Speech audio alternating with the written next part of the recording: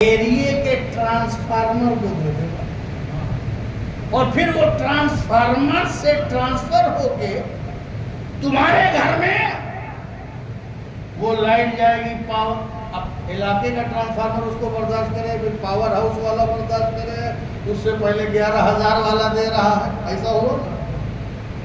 अब देखिए, अब तुम्हारे घर में 100 वाट का जल रहा है, अब 11,000 वाला अगर आ जाता डायरेक्ट तो न 100 रहता न वाट रहता, वाट लग जाती है कि नहीं।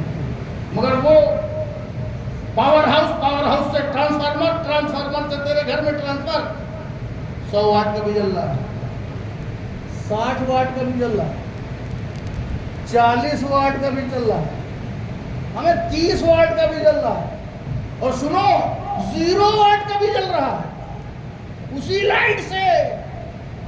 ये देखिए 0 लाइट जल रहा है, 0 भी जल रहा है, 30 भी जल रहा है, 40 भी जल रहा है, 100 भी जल रहा है। क्यों? क्योंकि उसने जलाल को जमाल में कन्वर्ट कर दिया, उसने जलाल को जमाल में कन्वर्ट कर दिया।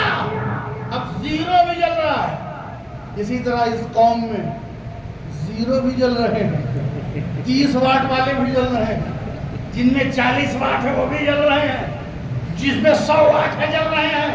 नूर देने वाला जलाल को जमाल में कन्वर्ट करके सप्लाई कर दिया।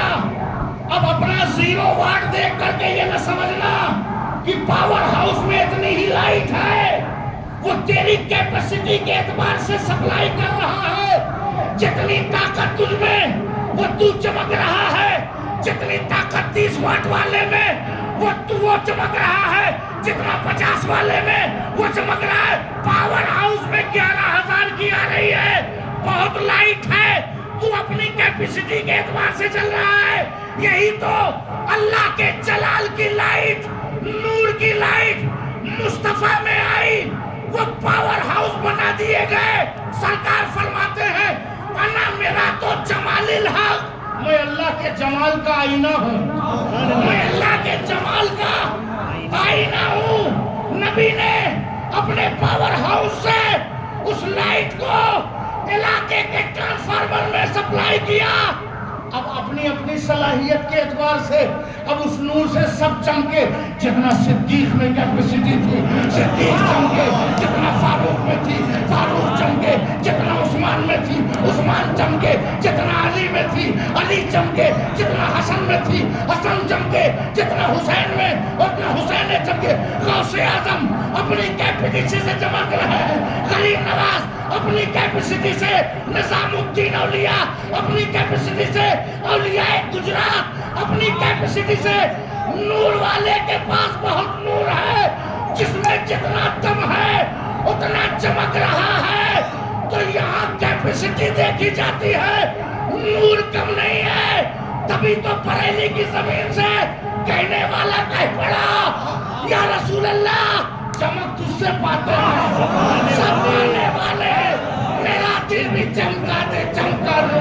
नारे तकबीर, अल्लाहू अकबर, नारे रिसालत, या रसूल अल्लाह, उसका दामन नहीं छोड़ेंगे, उसने मिलादुन नबी जिंदाबाद, सुभान अल्लाह, सुभान अल्लाह। जिंदाबाद जिंदाबाद जिंदाबाद।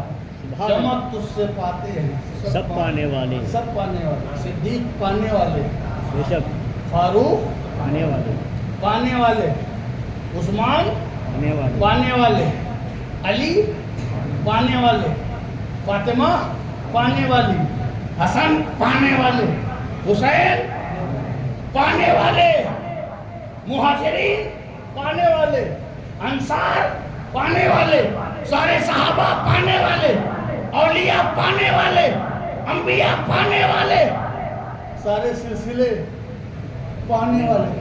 चमक तुझसे पाते हैं सब पाने वाले। तो सब पाने वाले हैं तो हम भी पाने की दरख्वास्त करते हैं, चाहे 0 वाट ही सही। या रसूल अल्लाह, ये हमारे पास जो कुछ है ये तेरी ही चमक है, ये जो कुछ है ये तेरी ही चमक है।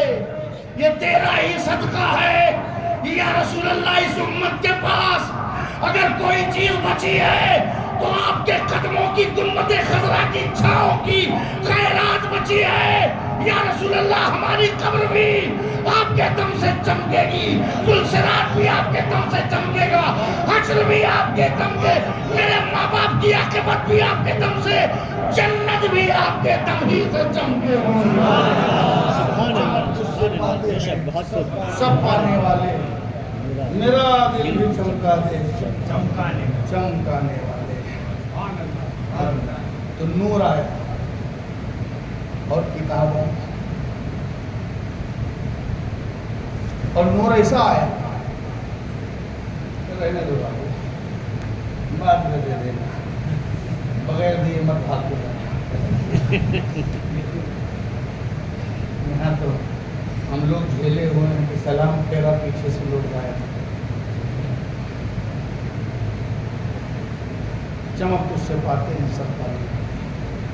میرا دل بھی چمکا دے, سبحان اللہ. چمکا دے. تو نور آیا, قد جاءکم من اللہ نور و کتاب مبین.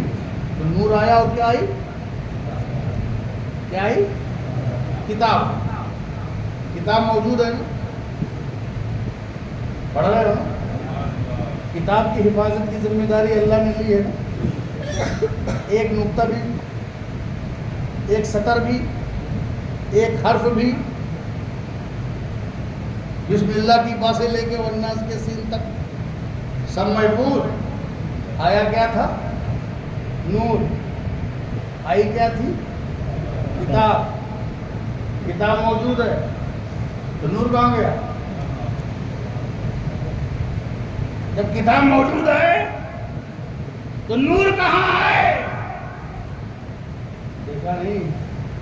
اب وہ نور جو رسالت بن کے تھا, نبوت بن کے تھا, اب وہ نور امامت بن کے رہے گا, ولایت بن کر کے رہے گا. میں تمہارے درمیان دو بھاری چیزیں چھوڑے جا رہا ہوں, ایک قرآن اور ایک اہل بیت. دونوں کا دامن مضبوطی سے تھامے رہو گے تو کبھی گمراہ نہیں ہوگے. ایک نور کا نام محمد تھا اور کتاب کا نام قرآن. اس کے بعد وہ نور رسالت ولایت میں کنورٹ ہو کے اس نور کا نام فاطمہ, اس نور کا نام علی, اس نور کا نام حسن اور اس نور کا نام حسین. بچہ بچہ نور کا, اسی نور کا نام ہے. سبحان اللہ سبحان اللہ. بے شک جو نور آیا کتاب. یہ کتاب کو بھی تھوڑا سمجھ لیجیے, وقت ہے بھی, کتاب پڑھنے کا وقت ہے, تھوڑی سی پڑھ لیجیے. کتاب کا ہی معاملہ ہے. کتاب کیسی ہے, آخری نبی اور آخری کتاب. آخری نبی آخری کتاب. اب جب آخری کتاب آئی تو آخری نبی. اب نبی کے بعد کوئی نبی نہیں اور کتاب کے بعد کوئی کتاب نہیں. اس سے پہلے بھی کتاب آئی مگر اس کی حفاظت کی ذمہ داری اللہ نے دے دی. تو یہ ایسی کتاب ہے, ایسی کتاب نحن نزلنا الذکر وإنا لہ لحافظون. ہم نے اس ذکر کو یعنی اس کتاب کو نازل کیا ہے اور ہم ہی اس کی حفاظت کرتے ہیں. بے شک یہ وہ کتاب ہے کہ جس کی حفاظت کی ذمہ داری اللہ نے اپنے دست قدرت میں لے لی. تبیان لکل شیء, اس میں ہر چیز کا بیان ہے, جس میں ہر چیز کا بیان ہے. جس میں ہر چیز کا بیان نہیں تھا اس کی حفاظت نہیں ہوئی, چونکہ اس میں ہر چیز کا بیان نہیں تھا. اور ایک تھی اللہ کی کتاب, ہر چیز کا بیان نہیں تھا. انجیل تھی اللہ کی کتاب مگر ہر چیز کا بیان نہیں تھا. بیان ظہور میں بھی تھا مگر ہر چیز کا بیان نہیں تھا. جب ہر چیز کا بیان نہیں تھا تو اس کی حفاظت کی ذمہ داری بھی نہیں لی, کیونکہ بیان ابھی آنا باقی ہے. بیان کے بعد بیان آنا باقی ہے. تو جو بیان ابھی آنا باقی ہے اس کی حفاظت ضروری نہیں ہے، اور جو بیان آخری ہے اب ضروری ہے کہ وہ بیان محفوظ رہے۔ اسی لیے توریت بھی تھی، وہ بھی اللہ کی کتاب، انجیل بھی اللہ کی کتاب، زبور بھی اللہ کی کتاب، صحف ابراہیم بھی اللہ کا کلام، مگر کسی کی حفاظت کی ذمہ داری اللہ نے نہیں لی، چونکہ ابھی بات جاری ہے، شریعت کی تکمیل ہو رہی ہے، اسلام ابھی اس کا قافلہ چل رہا ہے، زمانے کے اعتبار سے، وقت کے اعتبار سے تعلیمات آتی رہی، وقت کے اعتبار سے ہدایتیں آتی رہی، وقت کے اعتبار سے نبی کا ایریا بھی بنتا رہا، مگر آخری جو آیا وہ قیامت تک کے لیے ہے، آخری کتاب ہے قیامت تک کے لیے، اور آخری رسول قیامت تک کے لیے، یہ آخری امت بھی قیامت تک کے لیے، اور کتاب کی حفاظت کی ذمہ داری اللہ نے لے لی۔ تو جب کتاب کی حفاظت کی ذمہ داری اللہ نے لے لی ہے تو جہاں یہ کتاب رہے گی اس قوم کی بھی حفاظت رہے گی۔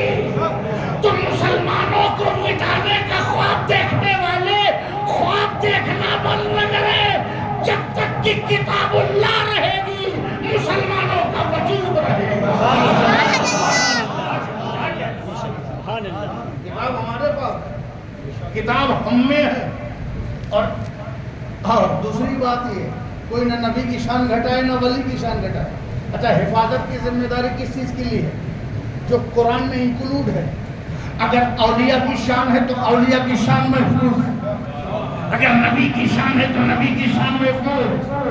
لا تبدیل لکلمات اللہ، اللہ کے کلام میں کوئی تبدیلی نہیں، تو جب اللہ کے کلام میں کوئی تبدیلی نہیں تو نبی کی عظمت کو بھی کوئی تبدیل نہیں کر سکتا، اولیاء کے چوکھٹ کو بھی کوئی تبدیل نہیں کر سکتا، اسلام کی حقیقت کو بھی کوئی تبدیل نہیں کر سکتا، اور مسلمانوں کی تقدیر کو بھی کوئی تبدیل نہیں کر سکتا۔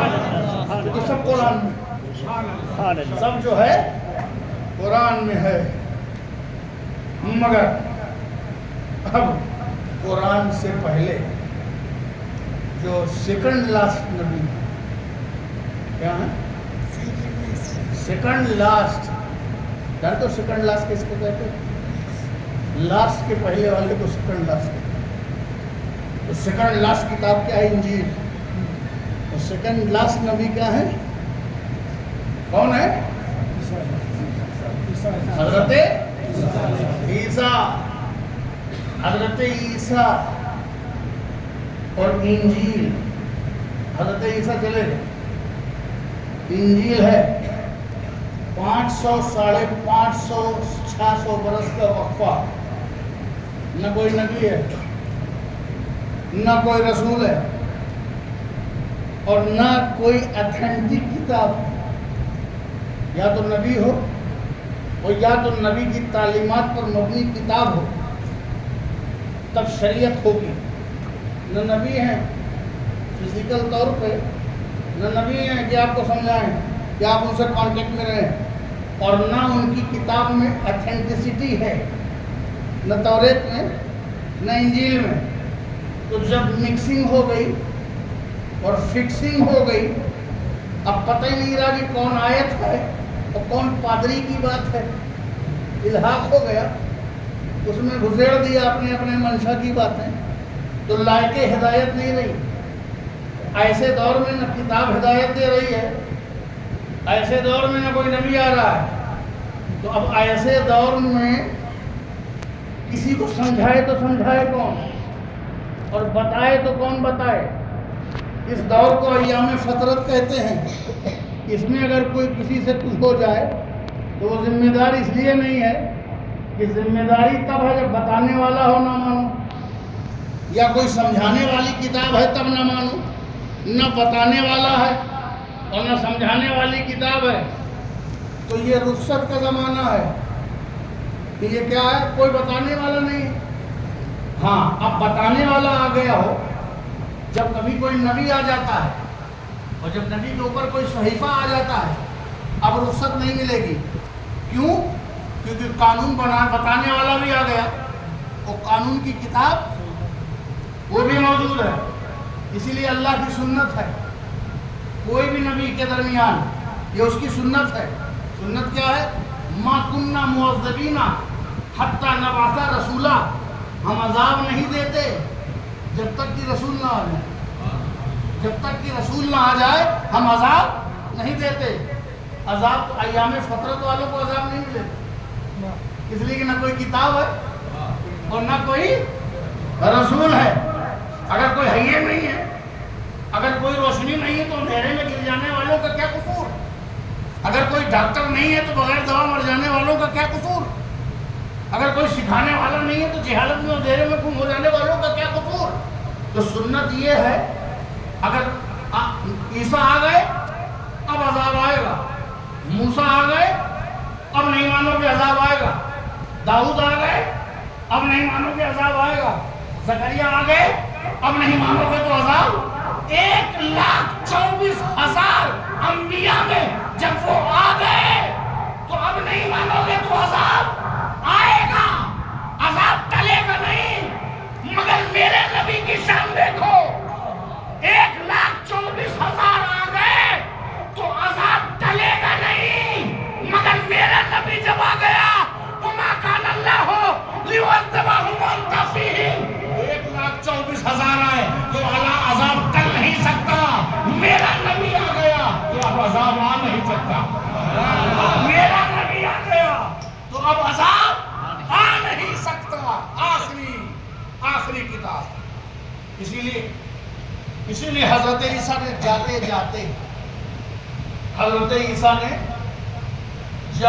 جاتے اس دنیا سے آسمان پہ جاتے جاتے کہہ دیا، بتا دیا، مبشرم برسولی یاتی من بعد اسمہ احمد، میں اپنے بعد آنے والے رسول کی بشارت دیتا ہوں، ان کا نام احمد۔ کیسو برس کا وقفہ ہے؟ 500، 550، 600 مان لو، جو بھی روایت مان لو، 600 برس کا وقفہ ہے۔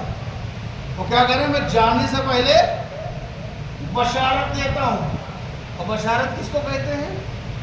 گڈ نیوز، اچھی خبر، شبھ سماچار۔ خبر ہونا اور ہے، اچھی خبر ہونا اور ہے۔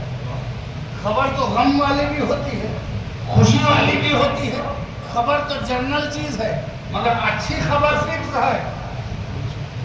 بشارت جو ہے ہیپینس کے ساتھ فکس ہے کہ میں جاتے جاتے بشارت دیتا ہوں۔ کاہے کی بشارت؟ گڈ نیوز کاہے کی؟ شبھ سماچار کاہے کا؟ اچھی خبر کاہے کی؟ اس کی اچھی خبر دے رہا ہوں، میرے بعد جو آئے گا ایک ایسا رسول آئے گا تو پیدا ہوگا تبھی تو آئے گا۔ جب آئے گا تو کسی شہر میں آئے گا، جب آئے گا تو کسی کی گود میں آئے گا، جب آئے گا تو کسی وقت میں آئے گا، جب آئے گا تو کسی کے آنگن میں آئے گا، جب آئے گا تو پیدا ہوگا۔ آنے سے مطلب پیدا ہوگا۔ پیدا ہونے کو تو ولادت کہتے ہیں، ولادت کو ہی تو میلاد کہتے ہیں۔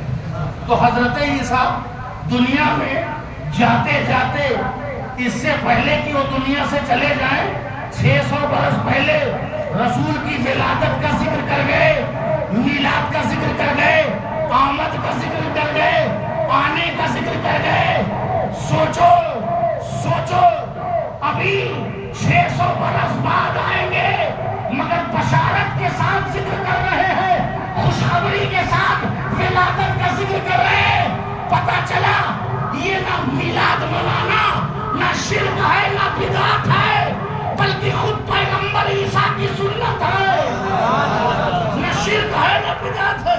ہمیں جب 600 برس پہلے منایا جا سکتا ہے تو پھر پیدا ہونے کے بعد بھی نہیں منایا جا سکتا۔